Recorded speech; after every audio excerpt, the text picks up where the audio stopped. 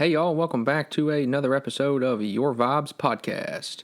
Everybody's got a vibe and a story to tell. Here's this one. I hope you enjoy. What up, everybody?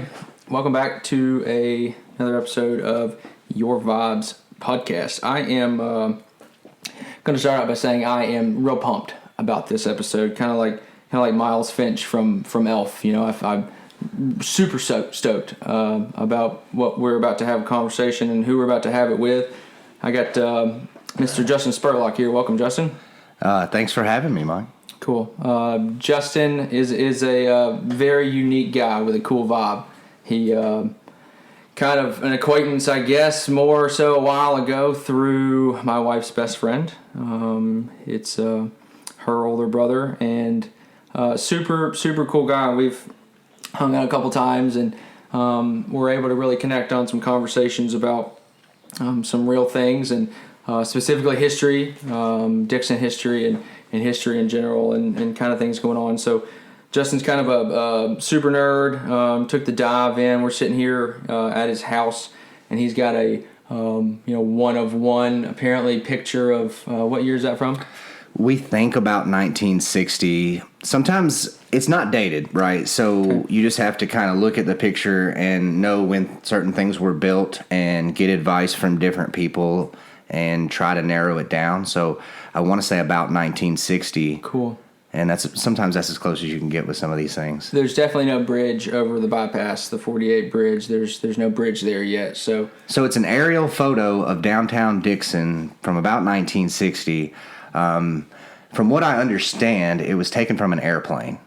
So, they didn't have drones, obviously, that early on. And you can see the shadow of the wing in the picture, too. And it's cool because, we see the building for Back Alley Barbecue and Bank of Dixon. What else? The old Red Cap. Yeah. The War Memorial. Yeah. It's a fantastic picture, and I don't think anybody's really seen it. No, not many people. So, maybe if we get enough listeners on this podcast, we might post it on the Facebook. Who knows? We'll have to show them now that we're talking about it so much. I'll have to show them. We'll have to share it. But yeah, looking at certain things like this just kind of, it shows you that, downtown Dixon, a lot of the stuff's still the same. While a lot has changed, like you mentioned, you said, a lot of this stuff has changed, but there's still those landmarks. And it's kind of what makes me love history. But anyways, there's been a lot going on in this town. It's, he's got two pretty large books of just about specifically the history of Dixon, the history of Dixon behind me, and we were really talking over a couple beers again at Furnace and our A beer, and about just how much Dixon's changed, and how much activity it's gotten, and Justin's kind of taking a deep dive into kind of how all that started, and from your perspective, now that you've kind of dove into Dixon, and you were telling me you go to have lunch or dinner with some older locals that have been here for their whole life, and get probably some extremely original stories about Dixon, some perspectives that a lot of people don't have the opportunity to obtain. So kind of from your perspective, I guess maybe from the start of this picture, how have you seen kind of Dixon grow, and maybe more specifically, why?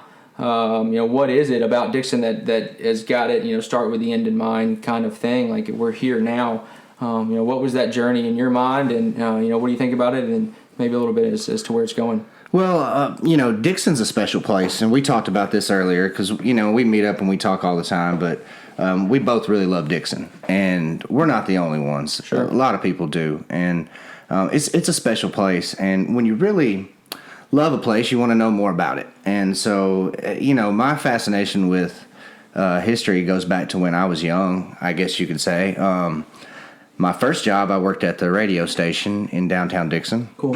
Started there when I was 16 years old. Where High Cotton is now, right? Yes, it was in the old what I still call the radio station building. Okay. But it's High Cotton now, and it's also a coffee place now, which I went in there and Beard. Yeah, yeah, it's good. Great spot, man, and they sell kombucha there as well too. Right. Kombucha is really good for your biomes and your stomach. It's a great little spot. They've got some good sandwiches, and anyway, yeah, great spot. They got a skateboard shop up there. A lot of little boutique kind of areas as well too. They've done a good job with it. That whole area has really been revitalized, and so many different businesses just right there. And so I started working there, I think it was when I was 16, which was 1999. I don't care if people know my age. But I got my first job down there at the radio station, just kind of working and doing some different stuff. Did swap and shop, basically just kind of turned the buttons for people and unlock the doors for the real talent that would kind of come through. I was just a young guy, just trying to make a few bucks. And that's it. Was very fortunate to get that job, by the way, when I did, because it kind of set the stage for my fascination and my curiosity later on, because I worked on the weekends. Because I was still a high school student, obviously, and so I didn't really do much during the week. But on the weekends, I would kind of work and met some older guys who had some radio shows on there. And one of them, his name was Warren Medley, and some people that are going to listen to your podcast are going to know exactly who I'm talking about. This old fella had a lot to do with the history of Dickson, and he did a radio show, a couple different radio shows every Saturday morning. And so I would sit there and listen to the radio shows and listen to their stories, and became fascinated with some of the different stuff. Some of it was boring, but some of it was very fascinating, especially when he would have old World War II vets that would come through that were from Dickson. Cool. And he would talk to them, and they would tell their story about how they grew up, and they went over and what they did, and it was really fascinating. Cool. And so I guess that's where you could say it started. I worked there for a few years while I was in high school, and had the opportunity to meet many different people and to hear their stories. And so later on, when I decided to become a history teacher and ended up teaching in Dickson, having that background and that knowledge of that local history really came in handy. Sure. And so since I've been teaching in Dickson over the past few years, I've really tried to, go back and try to figure out as much of the, like you said, different stories from people. And it's been a lot of fun. Yeah. And they've given me some cool stuff, loaned to me and given to me, and got a few old pictures from the governor over here from back in the day. Frank Clement, just some of those like old Showtime posters. They are. There's a true history here. We were talking about the Clement Railroad Museum as well too.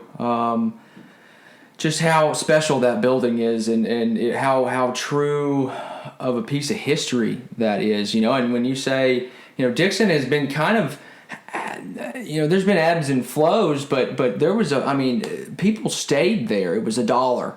It was 75 cents for the room, and it was 25 cents for a warm shower to stay there for a night. And so these passer-throughs would come by on the train and hang out for the night, and you go through and you get this tour, and they've got this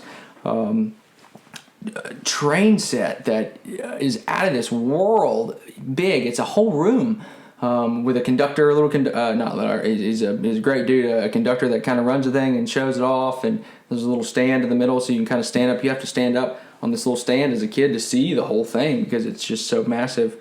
They just did some restorations on it, so they've kept it up, and they make good usage of it. There's a good board over there that keeps it going and really believes in the history of it, and are able to raise money. And there's a great plaque in the middle too that's got all the family lines from kind of from the Clement history as well too, with the Perrys and a couple other people as well. And that's a true piece of Dickson history right there that needs to keep on going. It's a good foundation. It's a good starting point for a lot of people who come to town and want to just kind of figure out things that are going on. So if people don't know what we're talking about, it's a museum that's in downtown Dickson, and it's right there on the railroad tracks. So the railroad tracks, for people who don't know, the railroad tracks were actually the first thing that was built in Dickson. Dickson County started in 1803, and Charlotte, the county seat, was the first actual town. I guess, somebody might correct me and say Cumberland Furnace, but Charlotte, 1804. Okay, and so it's like the main, center. And Dickson, the city of Dickson, doesn't exist until after the Civil War, 1861 to 1865. The railroad is finished through Dickson County, and then that area of the county in the south, All right, so where the railroad tracks runs, the southern part of the county becomes more important once the railroad tracks go through. And so you have Dickson, you have Burns, you have White Bluff, Tennessee City. All of these towns sort of emerge later on. And so the railroad comes through Dickson. And so in the late 1800s, you have stagecoach roads, which are, old dirt roads where, we don't have cars yet. Right? Horse and buggy. So horse and buggy. Here we go. And then they come up with railroads, and it's like, that's the way to go. Sure. Right? Sure. Railroads are the way to go. So once the railroad comes through South Dickson County, the attention sort of comes off of Charlotte and comes to the south. So the city of Dickson gets started in the late 1800s, and immediately they start building these hotels. Boom, boom. All right, hotels, because people got to have a place to stay. They got to stop, and they're in their big dresses with their bags and top hats. That's that era. Put your mindset there. It's like a canes were just normal for a fashion statement, whether you needed it or not, kind of deal. 3-piece suits. It's people dress like that on a normal basis, day to day, wherever they went. And so that's kind of where the mind's eye is in Justin's story. Well, it makes you think, like, because Main Street's pretty exciting right now. Like, I was telling you a story a few minutes ago about 1999, and I'm working downtown, and it's not vibrant the way it is today, right? Today, we've got a lot of cool businesses. You've got Xander's, you've got Back Alley, you've got the brewery, Furnace Brewery, you've got a little bookstore that I'm glad surviving as well, too. They're doing I don't want to great. Leave anybody out, but House Blend, and you got so many cool businesses, even the newer ones like the Boardable Store and the Buff City Soap. Just some unique spots. It's an experience for people. They put this big parking lot across from Back Alley and Katie's, and we talked about it a little bit in the last episode that it gives people a reason to stay. The parking is a good addition to like a commitment to stay on Main Street. You're not trying to whip it in on Main Street and get out. Like, the walkability factor of downtown Dickson is becoming much more feasible right now, to where you can go from north to south Main Street and have something different to do the whole way down. From shopping to sporting goods to jewelry, a good jewelry spot, to food, to coffee, to antique, to a craft meat. It's just a thing. You can spend a day on Main Street now, which is, several years ago, and I know several other people were thinking this as well, is that the connectivity of downtown was the drive, is definitely the driving factor, and that, we say it, that people, will walk from the parking lot of Walmart all the way to the back to the meat section and the milk and not think twice, buy some fishing poles and a couple T-shirts on the way.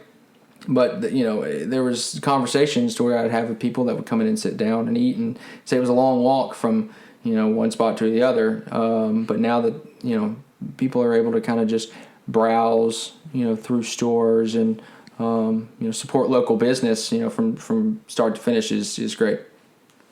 And, it's really vibrant now. And it was also that way back in the early days as well.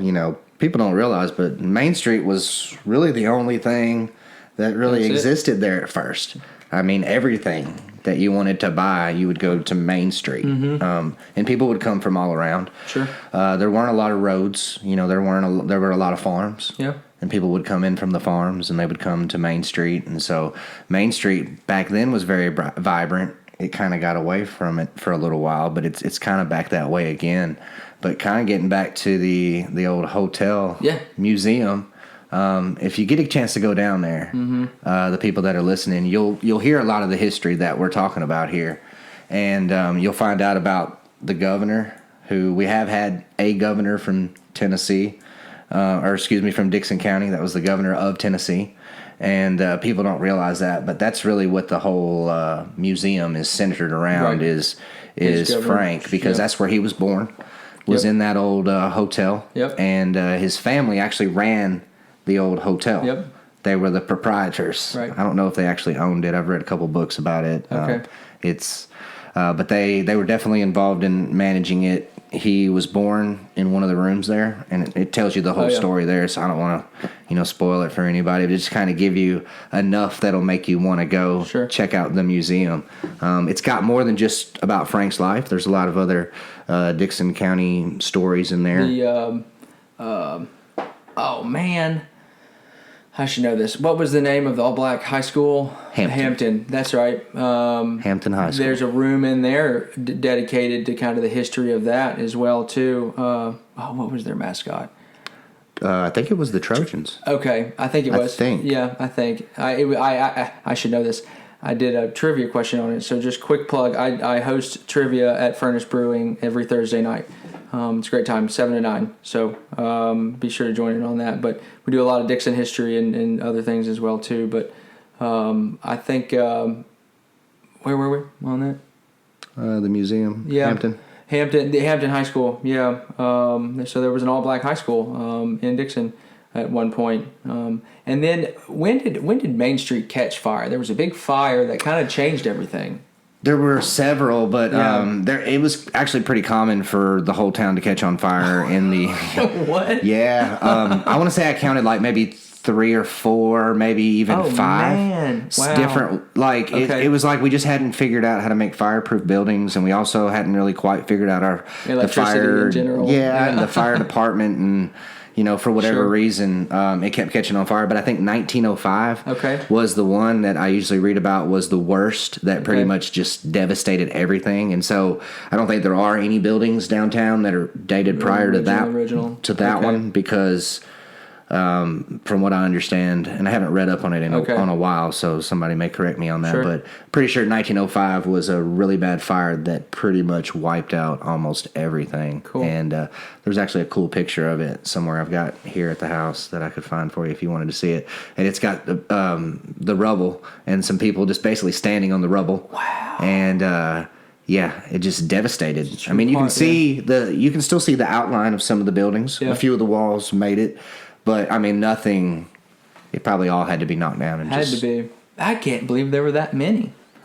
Yeah. I mean, I guess it makes sense, but, you just don't hear about it too much.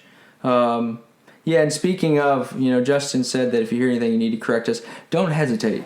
We are both curious explorers of the truth. And nothing, necessarily that we say is absolute final or whatever it may be. It's just kind of where we are on our journey in life towards, gnosis in general, just, this just continual search of understanding of kind of what's going on and where we come from and what shaped where it is now, what contributed to that, and maybe if something starts to slip a little bit or there's a question at hand, we can look back into how, Dickson maybe overcame it in the past. And, we were talking about, we can kind of just vibe on this real quick and then jump into whatever else as far as the Ridge-Leah area. So, Justin, me and Justin, I have a real personal story about it, as does Justin, and they're conflicting a little bit, or maybe there's just I don't know, whatever it may be. So Justin, you tell your version, and then I'm going to tell mine,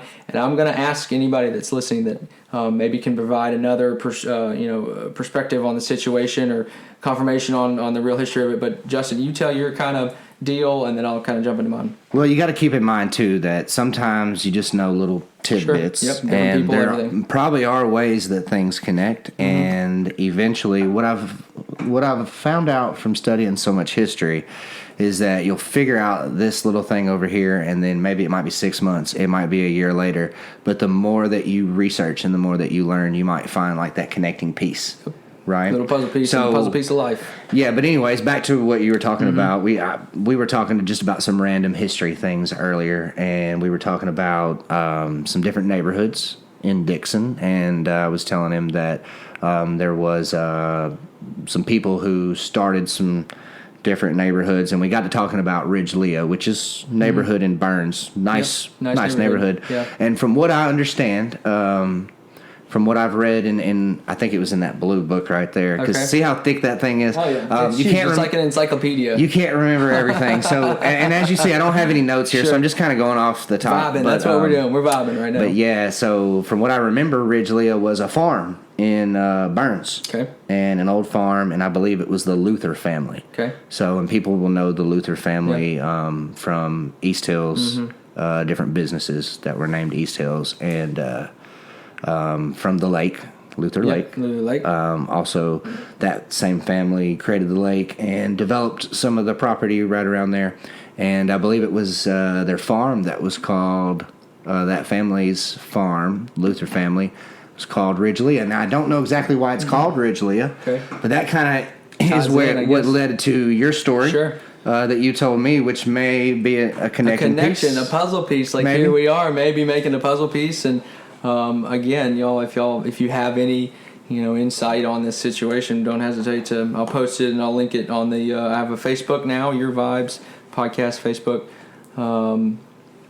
Post the episodes there, and I'm on Spotify as well too. But so my granddad, M.O. Shepard, was the county extension agent for a while, and my dad told me that a rich man, I believe from Texas, was watching cattle futures and wanted to come in and start a big cattle operation in the area, and then was going to sell it off and build, I think, use the profits to build a neighborhood. And Dad's going to, if he's going to listen to this, I may be kind of off on some specifics, but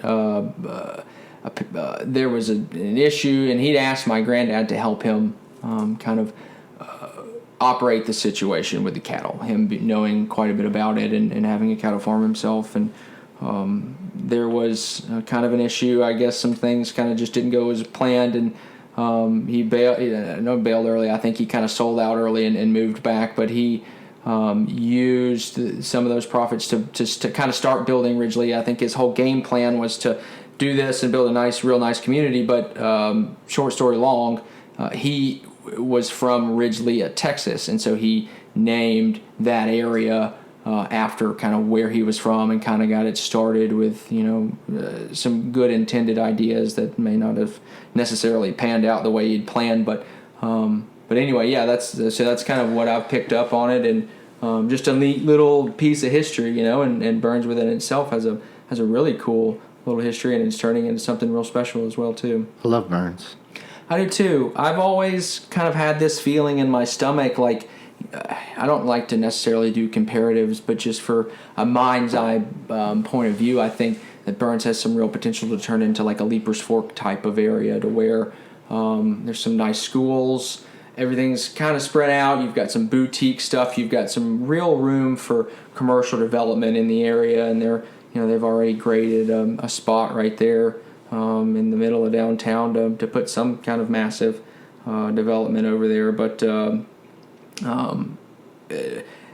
Burns has got some real potential. It's just right there. You can dump right off in to the interstate off 96, and it's nice and speedy through there as well too. And they're building all those homes right there, kind of across from Old White Bluff Road. And the realtors, we can get into kind of your real estate aspect as well too. But having conversations with realtors, there's a lot of traffic and interest from outside the county. Is that right? Yeah, I mean, everybody wants to move to Dickson right now. I mean, it's a real popular place. Home values are going up. I think everybody pretty much knows that. It's still cheaper than Nashville. Yeah, it's Nashville keeps booming, and then everything around Nashville is going to boom, right? Cool. So, and Burns is a quick ride to Nashville. Yep. So there's always that aspect of it. But I mean, you know Burns just like I do. It's a great little community, and there's a lot of good people there. Yep. There's good leadership, and people have made some smart moves to keep the community pretty rural. Sure. And I love that place, and the school has really added to that community. The top-notch school, Burns Middle School, right? Yep. And so I'm a teacher at Dickson Middle School. Burns Middle School being our rival. I'm also a soccer coach, so can't say too many good things. I'm joking right now, but you got to hold strong. But no, that's the rival. So, but no, that school is beautiful. I've been over there a few times. Had the chance to go to a football game between the Dickson Middle School where I teach and their school back a few months ago, and at the beginning of the football season. And the facilities are just top notch, and It seems to be really well run, and it's really added to the Burns community.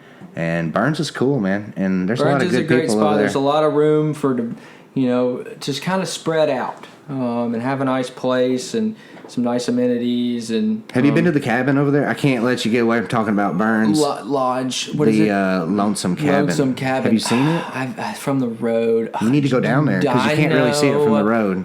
I know. It's cool. It's cool. It looks like did they update it and they've done a lot of things down there actually. They've so for anybody who doesn't know, okay, Burns, the little community there has an old cabin and it was built around oh man, I don't have my notes in front of me, but 1820, 1819, 1820. Right. Yeah, it's real old. There's some people on Facebook who know the exact dates because they're in the committee that runs that place, and they're getting ready to do a bicentennial celebration that got pushed back a little bit. So I want to say it might be 1821. Okay, but point is, it's about 200 years old. Okay, and it's still standing, and it was. It was something that I think was kind of lost back there that people didn't really know was back there for a while. And I want to say maybe 5, 6, 7 years ago, maybe even not that long ago, it was pretty recently that it was gifted by the family that owns it, the Austin family. Okay. They gifted it to the city of Burns, and Burns has invested a little bit in it. And there's a group that has raised some money. And I don't want to leave them out, but there's been some really good people that have done some things to preserve this old cabin. And if you get a chance to go see it, it's really cool. It was, like I said, built about 200 years ago. So what was it there? I mean, what was it? Just somebody's house, or yeah, it was one of the first settlements right there on Beaver Dam Creek. So Beaver Dam Creek rolls through Burns right there, and you got to think when people were first moving to the county, there's nothing here. Right, you're going to want to be by a creek. Yep, you're going to need that water, and so catch some crawdads to eat. That's it. Get your water from the stream. You had an outhouse. I mean, what a life to live there, and it's still there. It's a staple, you know, for sure. It's just old school Burns living. Cool, right there in the middle of town too. Right there, and it was kind of that little building was, I think, lost for a little while, and it became a chamber member. I remember it joining the chamber, and I think that kind of helped them out quite a bit as well too. But so now we've kind of taken it back to this. What is it? The Lonesome Cabin. Lonesome Cabin. It was built by a Revolutionary War veteran. Wow. See, there it is. There's a marquee, that's kind of just right off the road. So we've taken it back kind of as far as we can. Let's jump into a little bit of conversation around, where's it going? I like to pick people's brain a little bit because we were also having this conversation that. There's very few people, and I say very few. I mean, there's probably quite a few, but sometimes people don't dive into the what's next conversation. They just kind of take this as it is kind of deal. So, and everybody that does think about it, they all have their own vibe on the situation. They're all involved in their own little circles, and they hear their own things or they do their own things and have a vision as to where it needs to go. So. Or is going or should go. So what do you think? What's next down the road for Dickson? What's what may come in and how do you see kind of this again really well controlled growth? And to take it back just real quick before I forget, I wanted to mention this. Frank Clement. So we had the railroad come through, and then Frank brought in Interstate 40. Yeah, he brought in Interstate 40. He routed it straight through Dickson. He put his foot down, and he made that deal happen, which put Dickson really 3 on the map. exits really. Mm-hmm. Yeah, that's a lot right there. Actually touch Dickson, and that's not by coincidence. Yeah, he made sure you could get to every part of the county. I mean, that's huge. So it is a pain to get TDOT to do much of anything, and to have to put in additional interstate exits. Would be extremely trivial for a growing county. So he was thinking ahead, and like you said, put 3 in. The first one dumps off right there in kind of Williamson County, right there on the border, and then right off 46 and and then the next one on the right there, kind of in the Hickman County area. Well, Highway 70 was the first road that really went... Highway of America, right? Or Broadway of America, is that what it's called? Yeah. Well, and it was State Route 1 of Tennessee. Mm-hmm. So it was really the first Memphis to Bristol highway.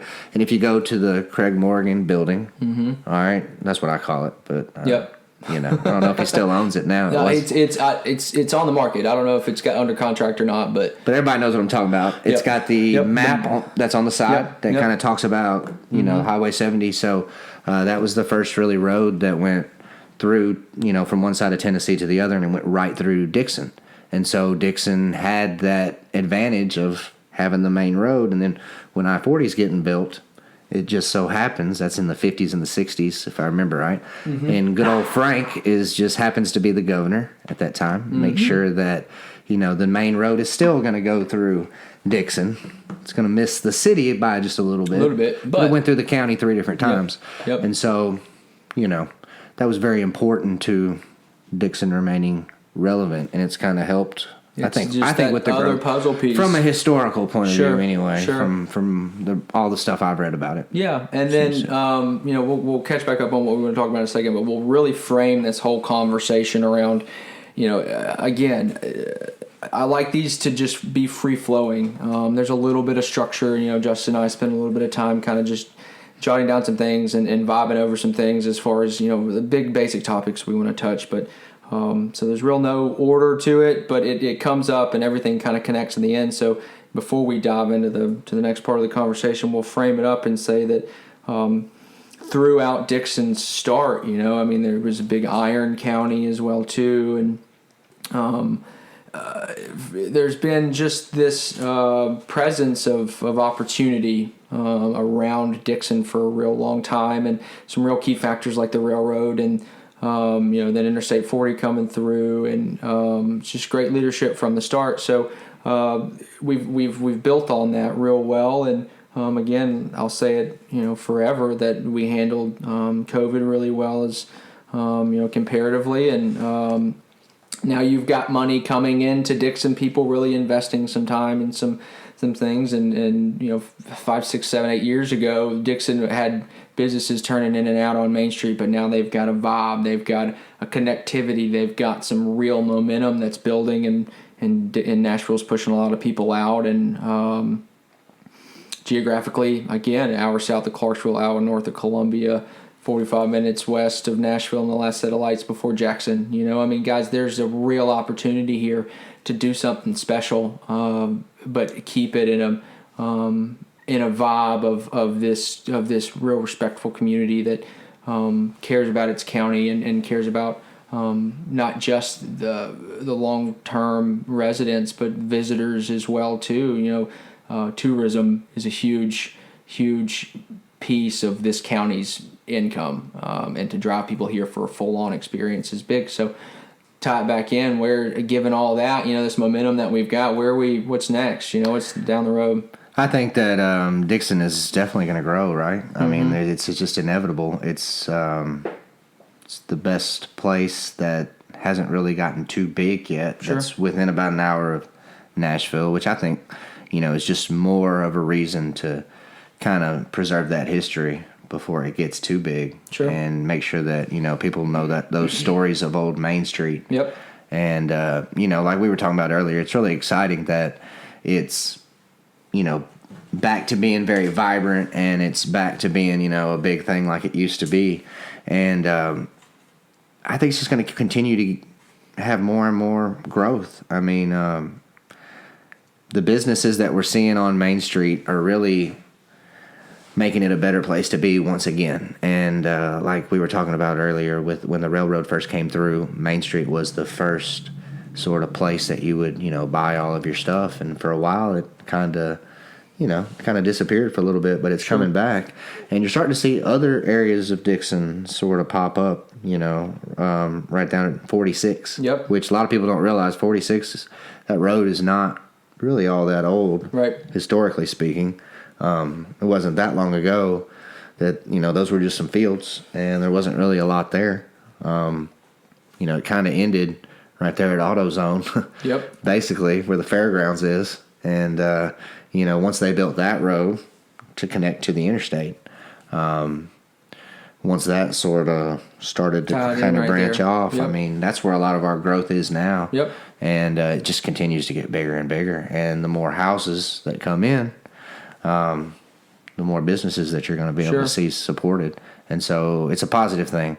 But you got to be careful about growth and smart growth. And, there's some people I'm sure that you could have on here to talk about that in the future. Yeah. That would be a good conversation. I would love to get a good deep dive on that. You're absolutely right. And I know a few guys. Yeah, I think we've said it almost in every single episode that there's controlled growth is so crucial, and there's so many different aspects of how that works and who's involved, and inside and outside parties as far as who's presenting said proposal to a change made. Somebody wants to come in town and do something. There's a process to that, and it's an important one. And we've got some good leadership right now. And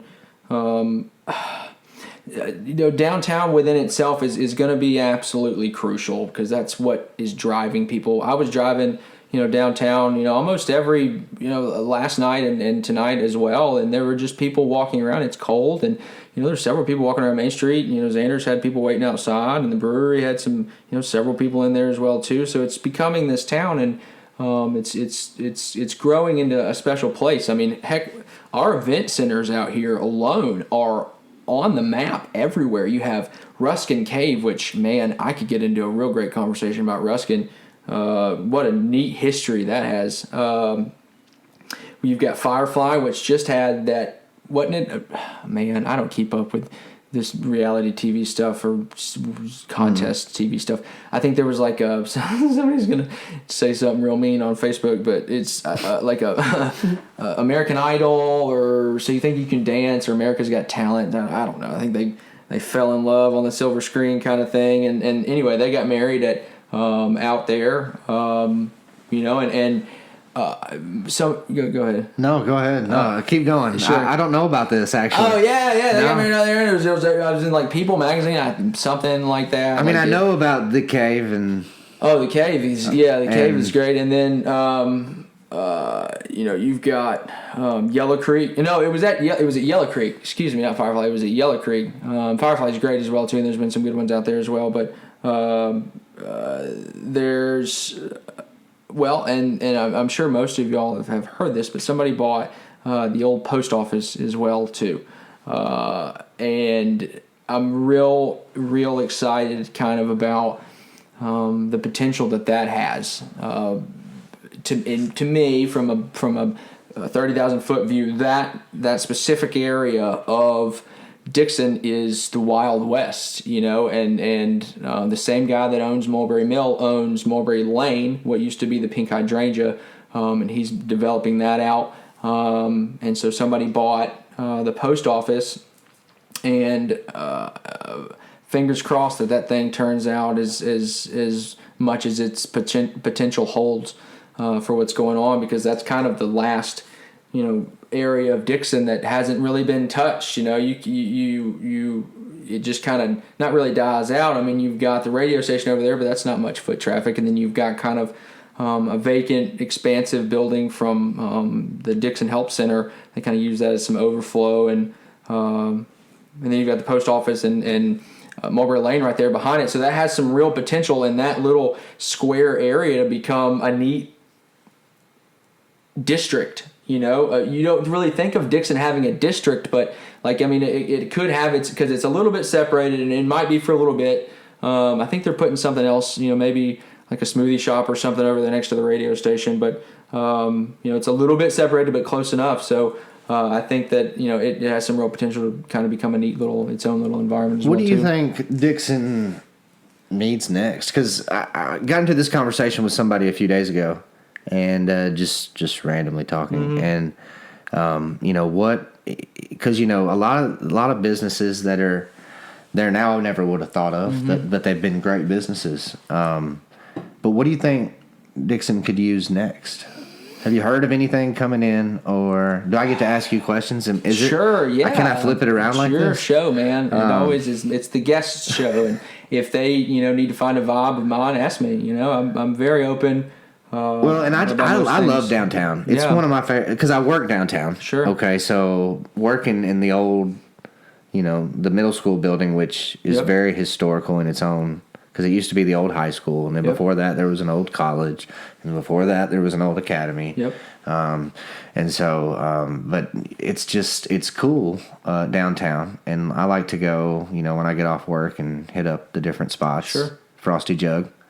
Sweet spot. And they still, maybe not in the days of COVID, but they do, what was like the first Friday of every month, they do like an antique car show there, I think. They keep that 50s diner vibe about it. And Stuffy's the man. Like you get some great ice cream. Was it Bluebell? Is that right? Yeah. And they've got a flat top in there for your burgers and everything else as well too. But they gave the middle school kids a bunch of ice cream back when they could do stuff like that. Yeah. Of course we can't, do it anymore. with everything that's going on. But back when we could, he would come over and give all. And we have a lot of kids. Cool. We have like 1,000 kids. Yeah. We did. Wow. Close to it. I'm overestimating a little bit here, but I'm trying to show you that man's very generous, and he's a good dude for sure. He serves you well. That's good customer service, absolutely. So I love all the restaurants in downtown. Cool. I don't want to leave anybody out. I try to go to each. I try to go to all of them. Yeah, honestly. And we do. Yeah, and we can name them off, and it's just small enough you don't want to forget anybody, but it's big enough that there's it's a good thing that we can't rattle off every single thing off the top of our head because that's where it's getting. So to your point of what does Dickson need? I've spent a significant amount of time actually just really thinking about this. Dickson has such potential to be, when I say the downtown experience is good, and there's a couple things I can throw in there as far as what I would like to see there as well too, that I feel like it would bring the picture together. But the whole county has got some real potential. A lot of things, a lot of people don't. And I would love to have a real open conversation with people as well. If you're thinking about something, my mind's eye, I enjoy being a facilitator. Like I don't enjoy necessarily being, front man. Sometimes I do, host trivia. Like it's great, it's up there, but people have a good time. I like showing people a good time and connecting people. Like I was telling Justin, there's a couple of people, in Dixon. I'm like, man, I'm surprised y'all aren't best friends, kind of thing. I enjoy making that connection. So. If anybody's got anything they ever want to chat about, feel free to reach out. But I think it would be an expensive start, but it would be a real good marquee thing to do something with the old drive-in theater. That's in the White Bluff area, and it would kind of bring in. White Bluff is great within itself. Geographically, it's a little difficult because you're separated from Dixon proper by Montgomery Bell, which is an amazing, world-renowned park, one of the most visited, if not the most visited in Tennessee. And you're separated by that, and then some pretty rough terrain on the left side, and then you get through White Bluff enough, then you're pinched off by the Harpeth River right there. So you're kind of isolated from Bellevue. So, White Bluff is a great little quaint community, but I think that if you were to do something right there, and you've got Catfish Kitchen as well too, but it would make a great experience. I think that if you did something with the old cafeteria there, turn it into maybe a more permanent structure and kind of updated it. I mean, you could make it seasonal. You could have concerts out there. I think Corey had mentioned, like I said, a music festival. Not necessarily that would be the best spot because there's not that much parking, but that would be a great little addition. People, they want to be able to spend time here, and they're far enough away from every other most populated town to where that's what they're going to do. If they have an opportunity to do that, that's what they're going to do. Is they're going to not just come here because they can't find something where they're from. They're going to come here because it's different. Again, as Corey said, it feels normal to people, and that's how it kind of needs to stay. And this compatibility between the existing businesses are great because most of the business owners are from Dixon.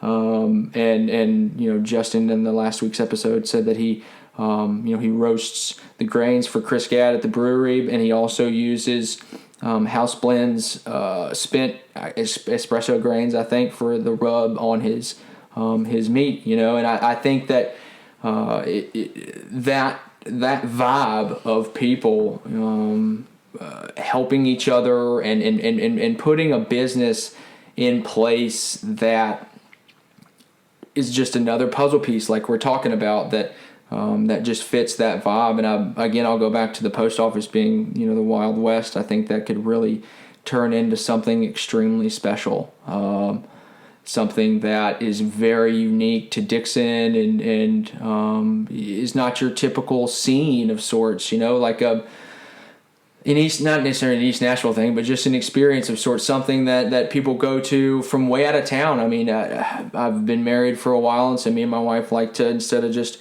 doing the same old thing for a date night, we'll go way off somewhere. And we've found just some really neat places. And actually hosting trivia at the brewery, I've had several people that I've talked to that say, we just saw you do trivia on Facebook and decided to drive from Gallatin or Mount Juliet or Columbia or Clarksville, and they're just there with like their significant other hanging out and enjoying the beer. And Chris makes good beer. He runs a good business. He's got great bartenders. So I mean, that's what I see. What do I think we need? I think we need to continue down the same path. But where does that go? According to who's in charge and the main clientele. So overall, we're going to have to start really thinking about providing an experience for, we talk facts here. The baby boomers are kind of aging out of things, you know what I mean? And there's a new wave of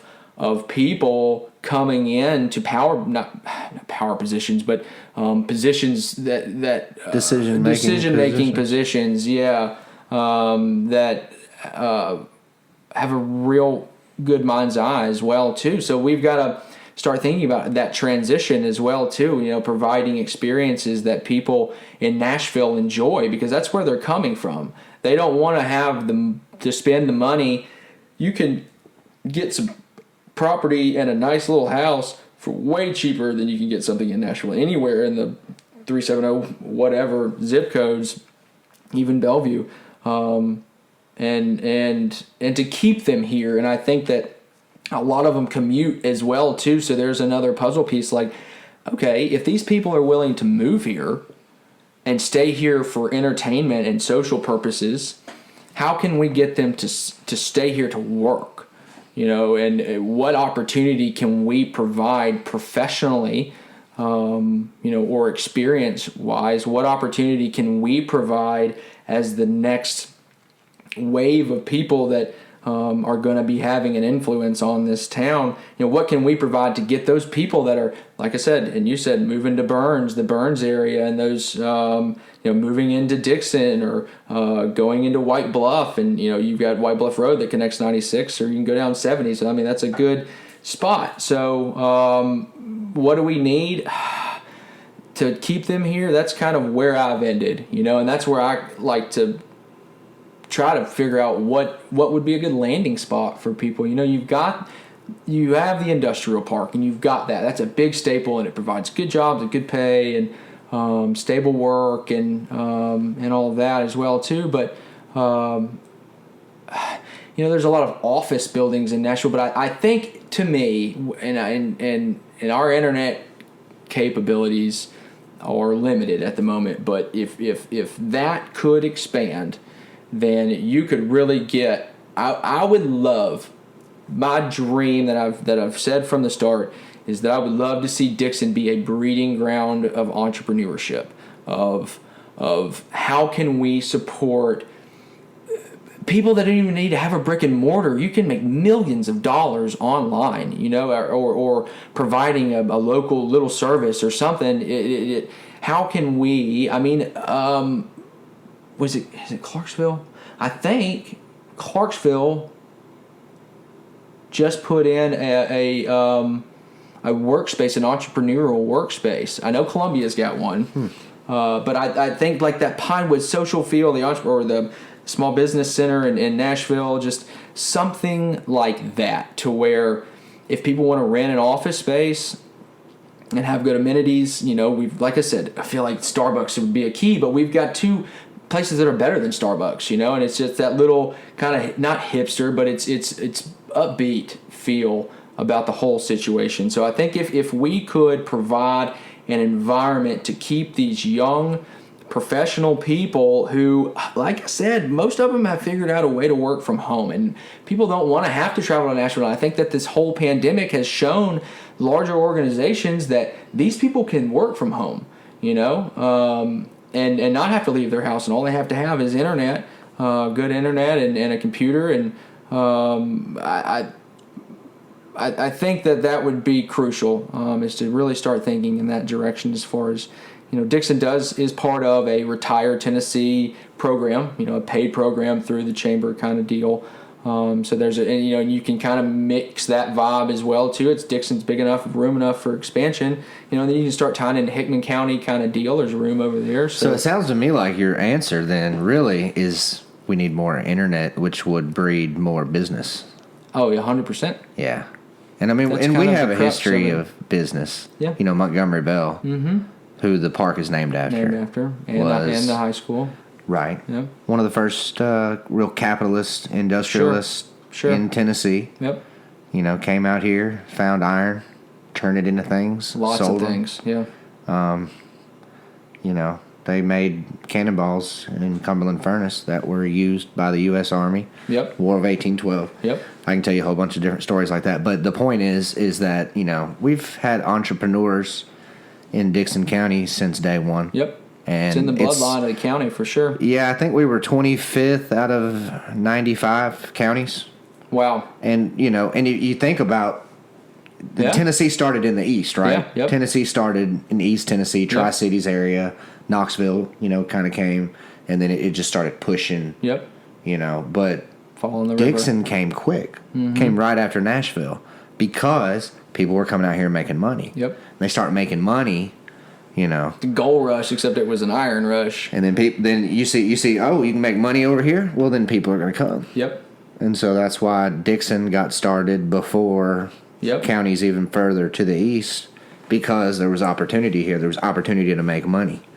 And there's also a little controversy, and the answer is no, it never was. That's the end of the conversation. But Charlotte was almost the capital, not almost, but there was some confusion about it being the capital of Tennessee at one point. I've heard a lot of different stories about this, and I probably should have straightened it out by now and have the perfect story for you. But from what I understand, and it just is general, because I don't have my notes in front of me, but I could find it for you. See all those little tabs in that book? I find it.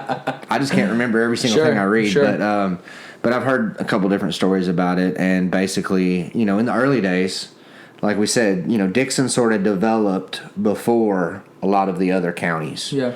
All right, so you've got Charlotte in 1804, pretty early on in the state. I mean, we became a state in 1796, so 1804 is less than 10 years. Right. So courthouse goes up, the old courthouse. And when we were founded, hold on, before we stop, when we were founded, it was what, Smeadsville? Well, that's the city of Dickson. Okay. Dickson County came first. Okay. Yeah, named after a guy named William Dickson. Yep. Who was a congressman, also a doctor. Yeah. Lived in Nashville. Never actually lived in Dixon. No, he didn't. And so that's one of my trivia questions in class sometimes when we actually get to teaching that at the very end. Yeah. At the very right. That's when I usually get to teach them some Dixon stuff. Sure. Last week of school when there's not a lot going on. Send them off. Yeah. We'll play a few games and I'll teach them about who's the county named after. It's this guy named William Dickson. Also, fun fact: there's no picture of the guy. Oh, really? No picture. So was he even a real person? They have records of him in Congress, so he has to be real. Okay. Right? So we know he existed because he was a congressman. But you would think because he was a U.S. congressman. A very prominent picture of him somewhere. You would think, right? Nobody's ever been able to find one, and I've asked everybody. And no way. It was my mission for a little while, and I realized I'm never going to find it. Because other people who'd been looking a lot longer than me said, hey, you're not going to find it. Did that make you pretty sad? Was it a sad ending to the journey? Just pick another journey, It'll show up at some point. I don't know. I mean, maybe, right? Sure. Because, like, they find old copies of the Declaration of Independence all the time, and the Constitution, and somebody will. The Reagans will be cleaning out the furniture store, and they'll stumble on something. There it is. Right There's there. William Dixon's picture. Right there, just. It was in Henry Reagan's building. I didn't even live here, guys. You never know. You never know. I mean, it makes me wonder sometimes what is in some of these people's attic. Stuff that they don't even got a clue. You know, I've got a copy of the Dixon Herald from 1923. It's about almost 100 years old. Cool. And it came from somebody's house. Okay. Yeah. It came from like somebody's attic. It just got stuck up there. Sure.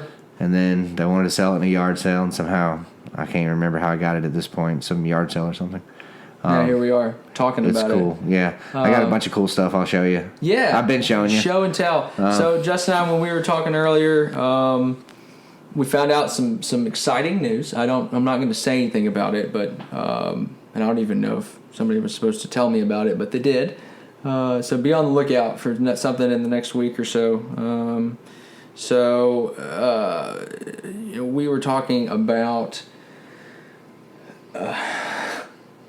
kind of the podcast and how it works and how it's going and all of that. So what do you think? I mean, what's your vibe on the podcast so far? I've got 2 kids and married, 2 dogs, and a lot of side hustles, and so I've got some thick skin. So what you got? What do you think, and how do you like the direction it's going and all that? I love it. Cool. I'm a big fan of podcasts. Cool. I think it's something that I like to listen to because I like the long form of conversation. Mm-hmm. I think when you really sit down and you take a long time, you can sometimes get to some really cool ideas and get some explanation on things. Sure. So like Joe Rogan's podcast obviously is the one everybody knows about, but there's a lot of different ones out there that you can subscribe to. Some really smart people who, like we were saying, are an inch wide and a mile deep instead of a mile wide and an inch deep. And Justin and I have some expertise in some areas that we could get that way with it, Well, I like just the idea that you're going around talking to different people. Because, I know Justin that you talked to last week who owns Back Alley Barbecue. He's a good friend. And but there's stuff that you guys talked about that I didn't know. Cool. And so you're going to find out those different things. And then, your first episode was really good. I'm just happy that, because we've talked about you doing this before. Mm-hmm. We've talked about, the different microphones because I do certain things for school where I record myself a lot. You can do your own plug. I mean, you've got what you got going on? Yeah, so, I've got a YouTube channel that I've been putting some stuff on. It's mostly for school, but I'm thinking about doing some other stuff with more of like the local vibe. Cool. Telling some stories that people haven't heard yet. I've really found, and I told you about this a little earlier before we started recording, but YouTube has turned out to be a really interesting algorithm of sorts. Yeah, it's I just started dabbling with it right around Christmas. Okay. And started putting out some different things. Mm-hmm. And just some lessons, on basic stuff, right? Sure. So, the War of 1812. What are the basics that an 8th grader would need to know? That's, what I do. I teach U.S. history. So boil it down to an understandable level. I'm doing that all day anyway. Yeah. So I turn the camera on and talk a little bit and just create a little video. And I put, a dozen of them out. And, it's just been unreal how many times they've gotten watched. And, YouTube has these different analytics. And it'll tell you, where people are watching them. And they're intended for, students in Dickson County, Tennessee to watch. And I don't promote them really, other than maybe on Twitter, saying, hey, here's a video for other teachers if they want to use it or something. But, they get around all over the world. Mm-hmm. And I've, over 1,000 views on 12 videos. Wow. 34 hours is what it said that they've watched my videos. Now, they're about 10, 15 minutes long because I go into depth and I explain to them, the war and, how these different things changed and, the election of 1824 between Andrew Jackson and John Quincy Adams and how Andrew Jackson feels like he got cheated, and you got to explain it to them, and since it's hybrid, the videos have come in handy because kids that are at home, or if they miss school because they get contact traced. Sure. We can go into that. Everybody kind of knows what's going on with that. People are listening to this saying, my kid's been contact traced. I know what you're talking about. The whole deal with. It's just inconsistent information to me. You know, there's never been a unified objective. You know, a unified conversation. The one good thing really about it, on. though, Sure. and I'll say this, and there's not been a lot of good, right, about the pandemic. Not been a lot of good at all. But a lot of innovation. I'll pull that out. A lot of innovation. You beat me to it. That's it. Shit. Okay, no, sorry, I didn't mean to fucking steal your fire there. No, you're fine.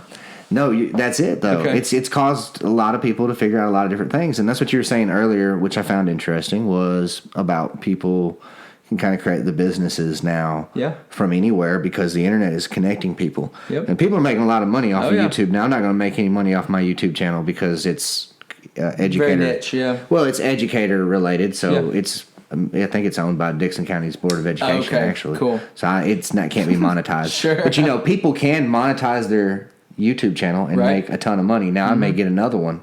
Yeah. And turn it on, you know, monetize that thing. Yeah, look people are making money. Coming in hot. That's mailbox money right there. Hey, I mean, it's not just the brick and mortar stores. Sure. You know, the people in Dixon are making, you know, money off of different things. Oh, yeah. And they got good places to live, you know. It makes me wonder, you know, how many businesses, you know, the bookstore, Reading Rock, and maybe some of the others that are, you know, doing business through online. Because that's kind of been the way that we've had to do a lot of things, you know. With the school, we're having to, you know, put a lot more stuff online. Sure. And I know businesses are having to kind of switch that way too, you would think, especially people who sell things. How is it as a teacher, you know, from your perspective, having to do that? You know, what have you, I guess, I mean, you've obviously had to just kind of step up and start doing it, you know. I mean, a lot of teachers probably had never really kind of done that thing as far as getting on screen. That's true. Camera and all that. I kind of was a little ahead of the game, I guess. Sure. So before the pandemic, I had already kind of dabbled in that stuff. Before I was teaching in Dixon, I taught in Murfreesboro. Okay. And when I was over there, I worked at a school that kind of encouraged you to try new things, I guess you could say, to try to like be different, and right down to the way you decorated your classroom. To, you know, I told them I wanted a green screen, and instead of like they went and painted it on the wall, literally painted me a green screen. They were cool, man. That's awesome. Yeah, it was an interesting place to sort of start off. Well, it wasn't my first teaching job, but it was a good place to try some new things because it was kind of like an experimental school. It was a smaller school, and it was a lot of fun. And I started dabbling in the YouTube videos way back then. Okay, we did a series. It's been 3 or 4 years ago now. We did Black History Month because the school that I was at, the original building, the original structure was built for the all-black school of Murfreesboro. Okay. Kind of like, you know, we talked earlier about like Hampton High School, which was the all-black school before, you know, segregation ended, and, you know, the schools all came together. In Murfreesboro, the building that I taught in, you know, so there was that history. We were very aware of it, and tried to build it up. And we would created this series of videos for Black History Month, and they would play them during the announcements. And that was the first time that I'd ever really kind of messed around with that. And I haven't gone back to look. That's a separate channel that they still use over at the school, but it had a lot of views because we would try to find obscure, like just people you'd never heard of. Cool. Our principal was really into history, and she had a love for that kind of thing. And so she'd come, and we'd just, you know, she'd be like, I don't want to hear about Martin Luther King and Rosa Parks. We know about that. Right. Find somebody we don't know about. You know, would kind of challenge us. And me and the rest of the history department would go and look people up. And that's when we first started dabbling with YouTube. And it was pretty interesting. And then I kind of got away from it. And it's changed a lot since then. And so I would love to see your podcast make it to YouTube. Put it on YouTube. Even if it's audio form only. Sure. Because there's just a different audience out there. Sure. I think there's a lot of people who don't watch TV anymore. Right. No, they've kind of stepped away again. I mean, YouTube is their TV, or Netflix, maybe. Yeah, or I mean, now you've got Rumble and a couple other platforms as well too. But you're absolutely right. These people, I took it to critical mass before I started this. You know, I'm not necessarily quiet on Facebook, as some people know, and you know, again, I like speaking my truth, and if it vibes you, it vibes you. If it doesn't, it doesn't. But it's mine, and you know, I encourage you to do the same thing as well. To just don't be mean, tell the truth, but don't don't belittle somebody or be a jackass. So, but I think absolutely right.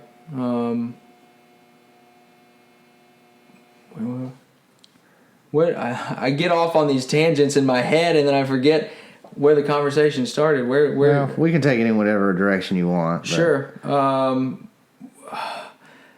The internet is what we've been talking a lot about, though. Oh, yes. So getting this on YouTube would be great. It's expensive, so I may start like a little Patreon deal. I felt weird like taking money from people for doing something that doesn't feel like work, but I think that's everybody's goal in life, right? Is just to work, And if I started, people give me money. If they don't, they don't. But I do have a real big plan for this. And if you guys want to invest in the opportunity, I just appreciate you trying to do something different. Sure. And we ran into a friend of ours, Chris Gadd. Yeah. And he said the same thing. He was like, it's just cool to see you doing stuff. And I've heard that quite a bit. People just say, "I'm proud for you doing it," and that means a lot. Like it was an investment in time and money and sacrifice with family and stuff as well too. And there's a lot more that kind of goes into learning how it all works. So it's a whole new system. And it didn't really resonate with me. I was like, "Oh, that's great." But then I heard it more and more people say, like, "I'm glad you just got started."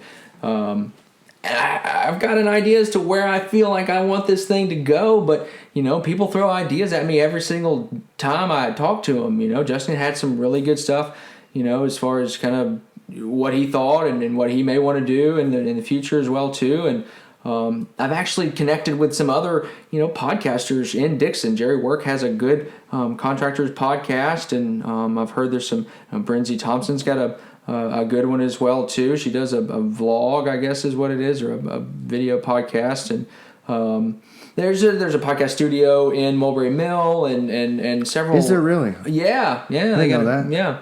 You can rent it out by the hour. So it's a little community, I guess, just like the One Wheels. Shout out One Wheel. I would love to have you as a sponsor, by the way. So I'm going to email this episode to you, and I will tell you that I'm going to give you a shout out whether you sponsor me or not every single episode. Justin was saying that he's itching to buy one as well too. I'm telling you, we're starting a gang. It looks like so much fun. It is. You're gonna have to let me jump on yours, but I'm also afraid that if I actually get on it, that I'll love it. Sure. And then I'll have to get one. Fall in love with it. And then I'll be on it all the time. Yeah. And I'll be just riding through downtown Dixon probably. That's what we do, man. Just to get these looks. Sure. Leave the middle school and just take off. Go down the back alley and get something to eat, and then just roll through. Ever drive your car ever again. You ever like almost get hit? I did once almost in the Kroger parking lot. Kroger? I tried to. I rode it from my house to go work out, which is over there by Miss Amy. So I just kind of went around the lake and Luther Lake and went that kind of direction. So it takes me about 10 minutes to do it, but yeah, that was the only time. It was. I didn't almost get it. I mean, it was close enough, but there was no horn honked or brake slammed or anything. Wow. Yeah, it's dangerous. I like to live life on the edge, though. Right? Well, Justin said he just, he pretty much goes everywhere on his. He does. So, have you taken it off road yet, though? Because I've seen some videos. You got to get a new tire for it. And I've tried. I ride it out in the yard and stuff, and if it had some tread, right now it's like a race car tire that's great on pavement, but if it had some tread, it's definitely got the power. I know that. I mean, it climbs hills and like goes over speed bumps and stuff. It's got the power to do it, but the wheel just gives out. Yeah, it's a good time though, for sure. I definitely probably will get one. Especially if they sponsor the show, I guess. Yeah, then we gotta rep it all. I'll start. So I love the podcast. Okay, I don't know if I ever finished elaborating on that. I love the idea of it. I love the first 2 episodes. Cool. I listened to them; they were great. Cool. I understand that we're trying to work out the kinks. There's always it's tough. Growth, there's pain, and we just hope you guys stick with us in this journey to wherever it may go. I just think that I've spent quite a bit of time talking to so many different backgrounds of people, so many different races, so many religious beliefs, so many years they've lived in Dixon and their families lived in Dixon, and there's just a neat collage of stories in Dixon by people that do things or have played a major role in certain situations or are connected to that or related to somebody or have a specific interest, and sometimes that just, the good news of the world just doesn't come out. Now, that's not to say that you avoid talking about everything else and just pretend like it's not happening. Obviously, there's things that have to be confronted. You have to shine light in the dark to get to real truth. And there's no real good vibe until you find a truth, your truth, the truth, whatever that may be. But the search for that truth is absolutely never ending and takes compassion for certain situations that leads you down a direction of your own journey, your discovery of life, of who you are, of why you're here. Everybody's got that vibe of, again, I can't stress enough that it doesn't matter what it is. If it's basket weaving and you want to be a badass basket weaver, do it. Get on Etsy, sell it, hustle it up, If it's, buying real estate, talk to many of the large amount of people that invest in real estate in Dixon and just get an idea. You can get private capital, if you can sell somebody on the pitch and put the numbers together, that's all it takes. You don't need a bank. There's just whatever it is, if it's a clown in the circus, what makes your mind and heart connect? What is that feeling when you get that impulse, and you feel like this energy just shoots from your brain into your heart down into your stomach, and you get these butterflies or this feeling of excitement? That's it. That's what I'm talking about. That's the vibe, and to stay in that vibe, while at the same time having a perspective on your surroundings as well too. That's a difficult variable in the entire situation is how do you deal with things, right? Yeah, absolutely. Everybody's got their struggles. Everybody's got their shit that they go through on a daily basis, on an hourly basis. You never know kind of what somebody is wrestling with. And so compassion towards everybody, even if they're a dickhead to you about something that you feel it was completely undeserved. I think that that's key in the whole equation of life is vibrating at a frequency of love and compassion, of something that really does resonate off of the aura of the body and affects other people. So I'm not perfect. I never claim to be. I'm far from it. But it's that mindset that really makes a difference. It makes a change, and really connects people as well too. Well, I think that's what's cool about your podcast is it kind of gives you a chance to learn more about some different people. Yep. And I'm excited to see where you go in the future with it and who you decide to get on. Cool. I've got a few ideas if cool. you want to know. Yeah. No, I'm always open to things. But no, there's some people that I would like to know more about and to hear some different things about. And that's, like I told you earlier, that's what's really been fun about really getting to know some different folks in Dixon that have told me some different stories. And it all kind of goes back to that Facebook group, the Discovering Dickson County. Yeah. And, I just post something in there that I found out from reading one of these books, and then somebody will come back with something else. Sure. And they'll just start, expanding on this one thought, and then it turns into this whole other thing. And we talked a couple of weeks ago, I'd posted something about an old football team and who's the best football player from Dickson County. And, there's a couple, 2 or 3 guys that probably, are in that conversation. Sure. But then there's another, dozen guys that maybe I'd heard of once, or maybe it was cool to find out the name and, go kind of look that up. And it's just fun to have these conversations and to learn more about people. And so, with this being, about different people's vibes, and, I'm assuming those people mostly be from Dixon. Yeah. And, I'm fascinated by Dixon, and that's kind of what started this whole thing. And, cool. Finding out the history of Dixon and everything, but also learning the people of Dixon. Sure. Because like when I was telling you earlier that I worked at the radio station way back in the day, and one of the shows was about just people. It was about, if I remember right, it was called the Old Timer Show, and it would bring in just an old timer, just an old guy, and he would come in. And he would just tell his story. And this kind of reminds me of that to a certain extent. Yeah, that's what I love that image, man. That's awesome. Yeah, the Cool. Old Timers program. Obviously, Cool. I think it was based off of the Old Timers Day, which is a big thing here in Dickson. And, people love Old Timers Day, which, of course, this year, kind of got screwed up. But, it's something that we do, every year. Great. And it just kind of everything. Yeah. branched off of that, I think. And then he just said, here's an idea. I'll bring somebody in and just bring these old timers in and tell their story. And, that was always cool. And so the other show was about the county. Okay. Know your county. Know different things about the county. Cool. But then the other was just about people and just their different stories. And so I think it's cool. I think it's really a good idea what you've done here. Good. I think someday you and I ought to branch off and do some other things. I'll have to ask my wife first. She's the boss. Well, that's true, right? Yeah. We don't want to make Anna Claire but mad. Ashley's are good friends, so we'll just put it out on the air. We'll just see how it comes out. And, well, there's some other things that we her. could talk about.